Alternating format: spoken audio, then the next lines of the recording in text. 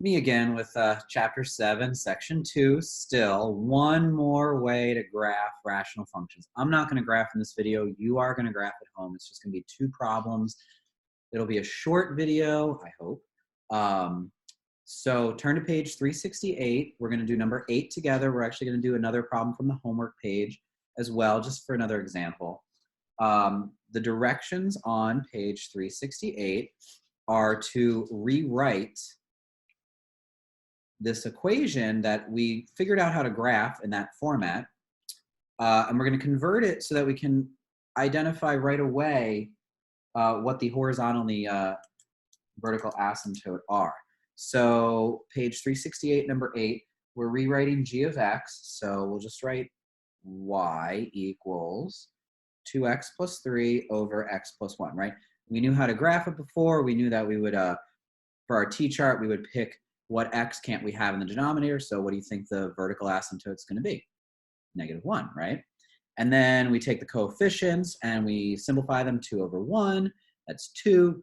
That's going to be our horizontal asymptote. So we are looking for a vertical asymptote of -1, and we're looking for a horizontal asymptote of 2, but maybe it's just like easier to rewrite it in this form: g of x or f of x or y equals a over x minus h plus k, right? And if you remember, our h's move things left and right, right? Because h is next to x, the x-axis goes left and right. So this is easiest to change the sign and identify the vertical asymptote. Well, we did that already. Okay, cool. And then over here, though, we had the plus k. Remember, the things out back, move it up or down. And what's the key figure that's moving things up or down? Well, that's the horizontal asymptote. And if we could figure that out easily, we could know our horizontal asymptotes by just staring at it. Now, it should be 2, right? Math makes sense. This should work out. How do you do this? Well, guess what? Long division. Now, you might have struggled with it in the previous chapter. I think that was 4. But it's actually going to be pretty straightforward here because we're not dealing with higher exponents. So for long division, the bottom goes out front and the top goes underneath. And then we ask ourselves, how many times does x go into 2x? Or I think we came up with a better question in class. I think we could say, well, x times what is 2x? Oh, well, then x times 2. Now remember, it doesn't really matter where to go, where you write it, but you'll see why it goes there. So x times 2 is 2x, but wait, let's check our work. 2 times x is 2x. Remember, we distribute. 2 times 1 is 2. What do we do next? Do you remember? We change the sign and circle it. Change the sign and circle it. Remember, we're subtracting. We change all the signs and circle them. 2x take away 2x is 0. What if it wasn't 0? Good, you did something wrong, stop, go back. There's no point in going forward. This is one of the checks in our work. 3 take away 2 is 1. We box the 1, this is our remainder. And now how did we write our answers? We said that the answer was 2, and then with a remainder of 1, so it was 1 over x plus 1, right? 2 is our answer, comes from up here. 1 is our remainder, so it's 1 out of x plus 1. Okay, but this isn't actually, this is correct, but it's not in the right form. All we got to do is just take that 2, scoot it to the back. So in fact, our remainder goes up front, and our quotient, or our answer, goes in the back. So now, let's see, does it look like this form? A is 1, so there's no vertical stretch or shrink. Our vertical asymptote is still -1, right? We changed the sign, -1. And our horizontal asymptote, didn't we say it was 2? 2 over 1 is 2. Our horizontal asymptote is 2. So it says to graph the function. So now I expect you to pause, make a t-chart. You know what to put in the middle. 3 integers above, 3 integers below.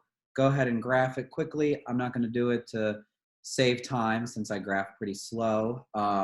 Then when you're ready, unpause, because we're going to go on to page 370, number 34.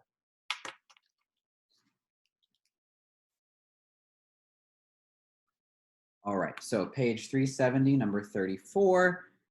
Here's the question. and our directions are the same. I just want to get that extra practice of long division with you, right? We already practiced enough graphing. You're still practicing graphing. I've been doing it for many years. So you can go back to the previous videos on graphing. All right, so let's look ahead. What do we think the vertical asymptote is? 3, right? What do we think the horizontal asymptote is? It's going to be 7.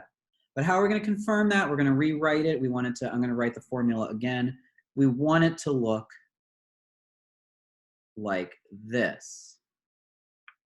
All right, so the denominator goes in front, the numerator goes underneath. You ask yourself, x times what is 7? Well, x times 7 is 7x. Sorry, x times what is 7x? X times 7 is 7x. We distribute. 7 times x is 7x. 7 times -3 is -21. What if these weren't the same? Stop, go back, you did something wrong. They are the same, so let's move on. We change the sign and circle it. Change the sign, that negative became a positive, and circle it. 7x take away 7x is 0. What if it wasn't 0? Stop, you did something wrong, go back. 4 plus 21 is 25. So in long division days, we wrote 7 plus 25 over x minus 3. But when we're graphing rational functions, we're moving that to the back. So we're going to rewrite it as g of x equals 25 over x minus 3 plus 7. Did we predict that x minus 3 was our denominator, 3 is our vertical asymptote? Yes.